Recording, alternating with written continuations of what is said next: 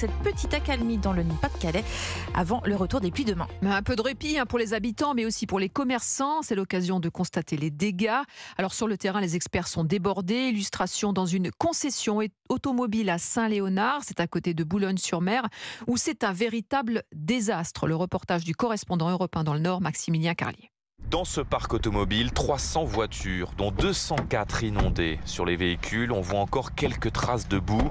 Benoît Declercq, directeur de la concession. Il y a eu 3 inondations successives. L'eau est montée ici sur le parc devant. Elle est montée au niveau du rétroviseur des voitures.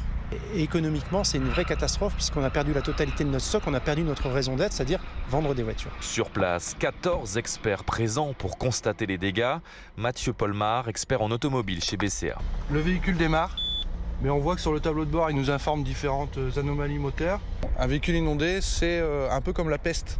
C'est-à-dire qu'au premier abord, on a l'impression que le véhicule est en parfait état, il n'y a pas de dommages, il n'y a pas de choc. Mais en fait, l'eau s'infiltre partout.